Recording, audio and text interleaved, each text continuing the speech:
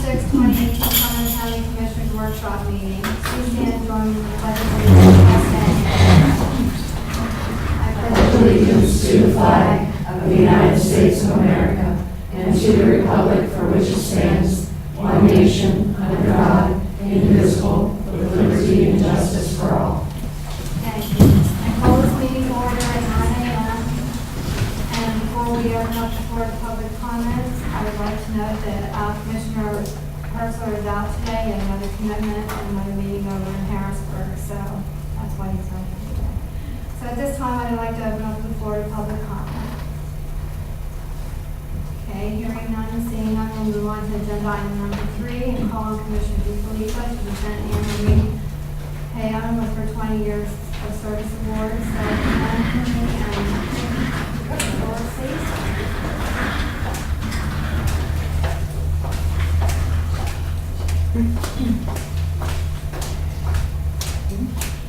How you doing? Congratulations. Ladies and gentlemen, we are celebrating Anne Marie's 20 years of service with the county. She was hired back in 1998 as a Department Clerk 2 for Children and Youth. In December 2005, was promoted to Fiscal Tech 2 Financial Specialist. Again, thank you very much for your service. Here's your gift. And anything you'd like to say? I always say, so Anne Marie, just some facts about Anne Marie. She graduated from Durfee High School in Massachusetts. And if you listen, you can hear her Boston accent a little bit. Yep. As a child, her mother put her in a singing group with her siblings. She was going to be they were going to be the female version of the Jackson 5, but that didn't work out. And she also was a Brownie Troop treasurer, so I think she was destined to be in the fiscal unit. Anne Marie is an expert in our office at Title 40. That's one of those fiscal things that no one knows anything about, but is so important. So that is amazing for us. And she is a wonderful employee and a joy to have in the office. So, thank you. Thank you.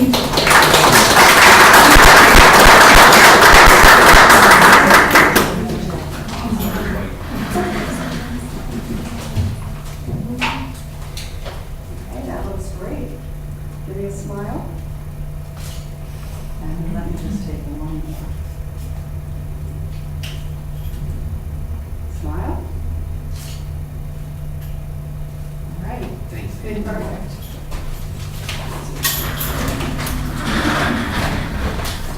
Thank you. Next we'll move on to agenda item number 4. And I'll call on Tammy Bennett to discuss the budget resolution 2018-23. Tammy?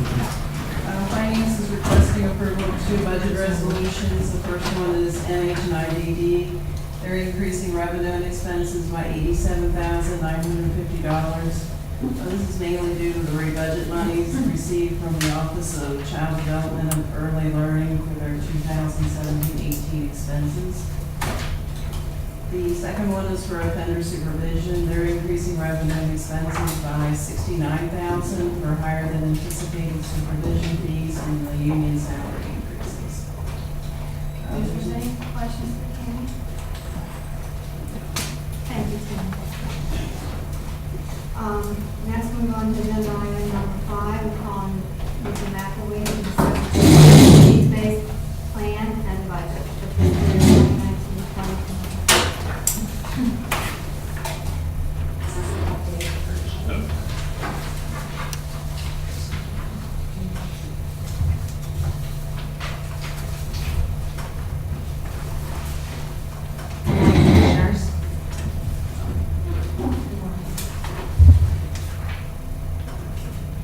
This is an updated version of our budget summary. We're here to ask for approval of the fiscal portion of the budget. As you remember, we were here back on August 9th with the narrative portion of the budget. When we presented, we gave you a tentative version of this budget summary. We made one change to it. So the first fiscal year 17-18 remained the same. Fiscal year 18-19 remained the same. The change we made was to fiscal year 19-20, which is our needs base. The change we made was based on on the fact that on February 9th of 2018, President Trump signed into law the Family First Prevention Services Act. And based on this act, there are some changes that are made to how Title 40 funds are utilized. They are trying to redirect some of the federal funds to keep children safe in their home and out of foster care. So basically, if the state approves to move forward with this, it will become effective October of 2019. That's why we had to put an adjustment into the 1920 year. The adjustment I made was to increase some in-home services, which will be Title 40 allowable. And then that also changed some of the revenues, the Title 40 revenue. I had to decrease some of the revenue for our congregate care placements, which, if this becomes effective, will only be allowed to invoice for 2 weeks of service under Title 4E for any group home or residential placements. So basically, the adjustment to this fiscal year, the change from when we were here in August, on August 9th is I increased expenses $380,362, and then the change to the revenues would increase the county $105,384. It also increases Act 148 and Title 40 medical assistance. Are there any questions? Yeah, I would follow that on this page if you could. It would be in the third column. Yeah, no, it's third column. but Yeah. maybe The change I made would be in the first where it says in-home and intake services. Okay. When we were here on August 9th, I had expenses of $12,115,000, so I increased it to $12,492,000. If the state, I guess the state will decide in the fall, October, November of this year, if they're going to move forward, because they have the opportunity to delay it into 2021. If we move forward, we have to have some adjustment in there. If they decide not to move forward and delay it, they'll remove it from the needs-based budget this year. The change that I made to the expense also changed the revenues. It would have increased Act 148 because I had to decrease some of the revenues for the congregate care and increase some of the revenues for the in-home. There's some changes there, and it also affects medical assistance. And then overall, it changes county share.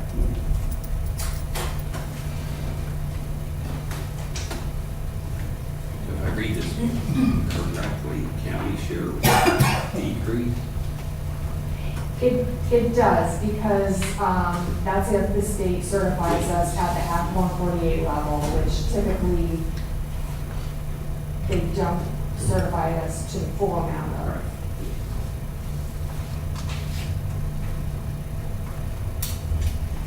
That's the only question. The only other piece after the commissioner signs this budget is that there's a piece for you to sign, and it is our CWIS agreement, which that is the database that the state holds, just to assure that we are in compliance with everything we need to do with that, making sure we have passwords and protection and all that kind of stuff. So there is a slot on there for the solicitor. Any other questions? Thank you. Next, we have agenda item number 6, contracts and grants. Agenda item number 1, A through D are existing contracts, assumptions, or agendas with no additional cost or increase to the county. They include the following: 1 contract for aging community services, 1 contract for children and youth, 2 contracts for liquid fuels finance, and 4 contracts for MHID. Commissioners, do you have any questions or concerns regarding any of our mentioned agreements? Okay, hearing none, we'll move on to agenda item 6, revenue number 2, which consists of new contracts, vendor services, grants, and contracts with increases and decreases to the county.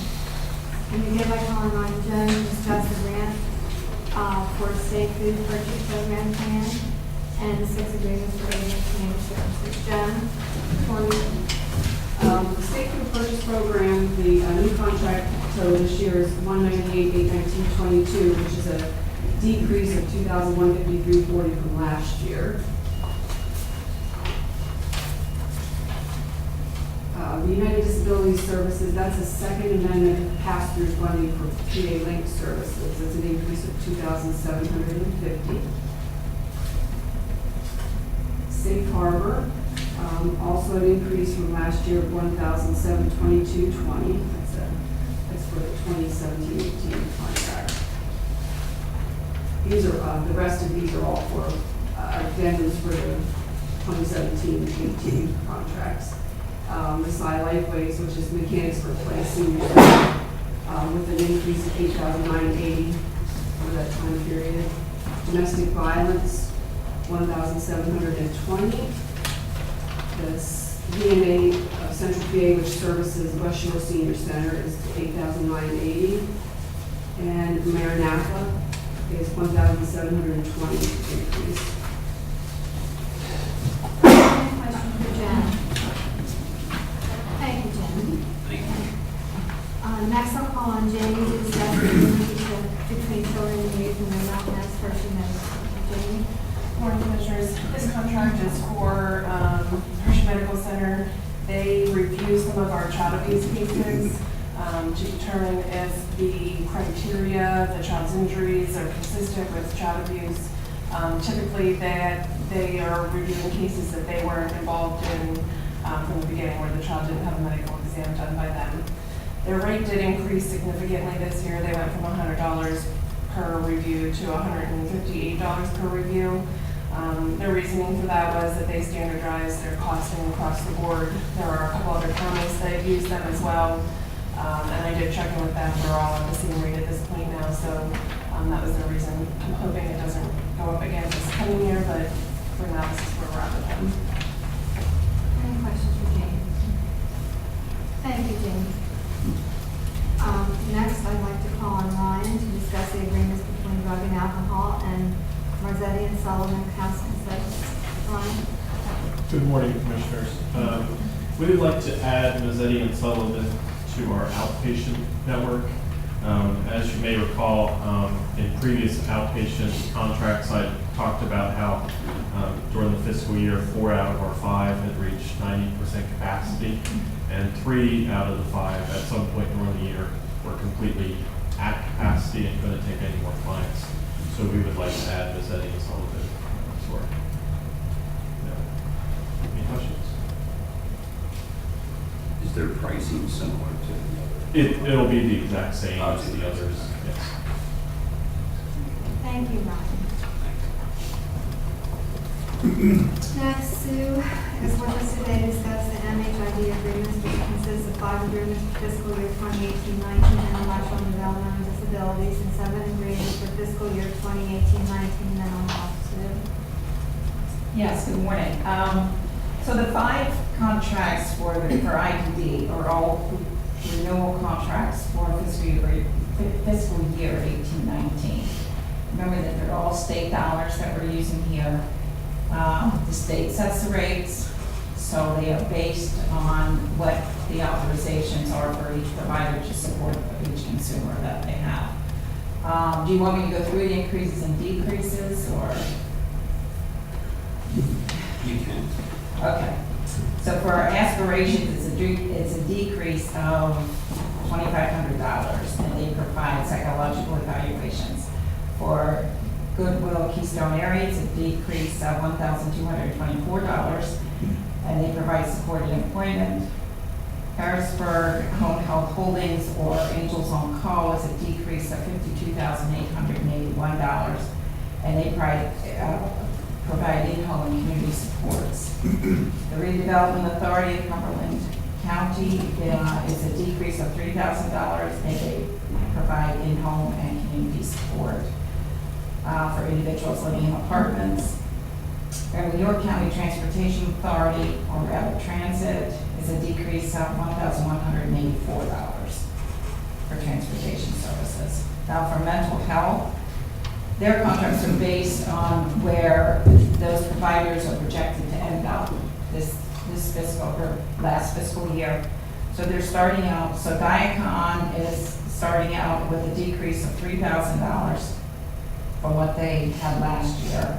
Keystone Service Systems is an increase of $57,449. Living Unlimited is an increase of $429.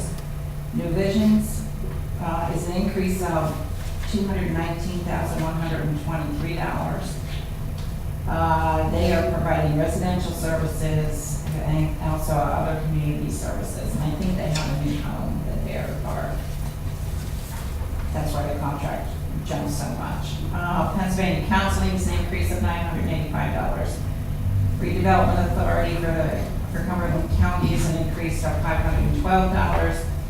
And Rapid Transit is a decrease of $6,938. Any questions? Okay. Thank you. Thank you. Next, I'd like to call on Brian Ward to discuss the Let's Call LLC agreement. Brian? Hey guys. So it's always entertaining going last, especially when bigger numbers are thrown around than what I'm going to throw around. Makes it a little more palatable. This is a contract renewal for Lexipol, which is our policy. I'm at a loss for words, believe it or not. They generate our policies that we work on. You all know that business is not getting any easier. This business is not getting any easier. And it's, you're being judged constantly by what you do and when you do it, how you do it, the timeliness, untimeliness of it. Lexipol's unbelievably valuable to us and to me. They're law enforcement geared policies. They're a nationwide company, yet they write them specifically for Pennsylvania and Pennsylvania statutes. They follow case law. They update the policies appropriately when case law requires as such. I literally just got an email from them a couple days ago. Policies involving medical marijuana, domestic violence, temporary custody of juveniles, in-car video, what we should and shouldn't be doing. Those are examples of things that are very important that they're on top of that we couldn't possibly do ourselves. So essentially, it's an insurance policy that's a very valuable one. The contract's going on $530, and honestly, that breaks down to $10 a week, and I'd pay the difference if there was an issue. That's how important it is to me and our people. Any questions? Thank you guys Thanks, Brian. very much. Y'all have a good day. Thank you. Okay, agenda item number 7, I'd like to call on Councilor Brennan to discuss the Cumberland County Tax Claim Bureau depository sale. Morning, Commissioners. This is a request that comes before you regularly, and it consists of requesting your permission to sell properties that are in your repository of unsold properties. Property does not sell at judicial sale or at upset sale. It goes in the repository.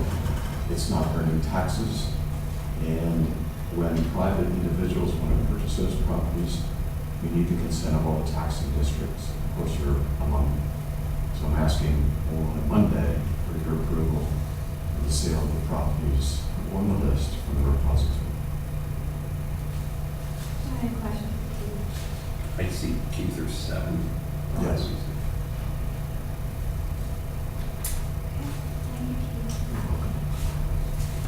Agenda item A, Kristen will discuss the capital project with DA's office, forensic lab, and more. Kristen? Good morning. The DA's office lab is asking for your approval for grant funds from the Pennsylvania Commission on Crime and Delinquency in the amount of $139,376. It's a no-match grant, and the money would be used to purchase a vacuum metal deposition instrument for the fingerprint section of the lab. Anyone have any questions? Thank you. Thank you. Thank you. Next, I'd like to call on Sam Miller to discuss the capital project for juvenile probation. Sam? Morning, Commissioners. This is a request for a 2019 Ford Explorer with towing package, estimated cost of $28,950, inclusive of the towing package. We recently retired one of our vehicles. We have 6 vehicles in our fleet, which allow us to transport kids to facilities and to detention, things of that nature, and for daily supervision tasks at times. And one of them, also community service, one was recently retired, so that's the request for the vehicle. The price quote is good until the end of bids at Chief Clerk's request, Finance's request, and it was the lowest bid. Any questions? How long is the fleet size been at 6? It's been a while. I'm not exactly sure. Yeah, It's more probably than about 3 or 4 10 years. 10 years, yeah. Yeah, I mean, since we started it, it took us a couple of years to build it up. Yeah. But I think we've consistently maintained that size for the last 8 to 10 years. Okay. Thanks. Sam, the one that's coming out of service is the white 2001 van. Yes, that's correct. Yeah. And we made that decision based on input from our maintenance crew. They said it was going to cost $2,000 to fix. They couldn't even guarantee it was going to operate well. Their advice was it was time to retire it. So, Thank you. Thank you, Sam. thank you. Okay, we're moving on to agenda item number 9, and Claudia is joining us via video teleconferencing for an update on donations from 2018 LAPC Sarah Summit. Claudia? Good morning, everyone. I like to come before you with good news as always. So we have another check that we have received from a partner in KPN Consulting out of Mechanicsburg. They are going to be a silver level sponsor for $500, and that'll be for the Sarah Summit that's held in October. That is for area businesses, first responders, and elected officials to network with their partners and learn how to be more prepared in an emergency before that happens. So this brings our sponsorships almost to a close. We have 2 more anticipated that we will receive. The goal when we started was to cover at least 1/3 of the expenses.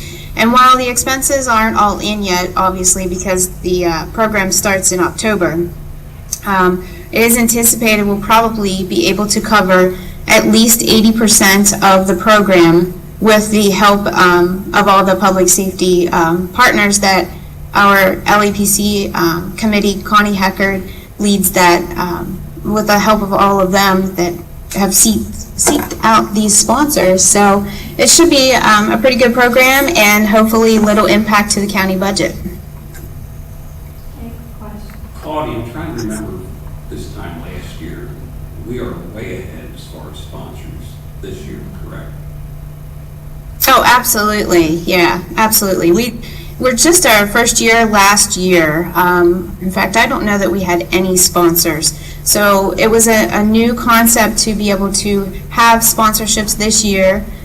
Being year number 2 and be able to cover that much of the expenses speaks leaps and volumes of the committee and all their hard work.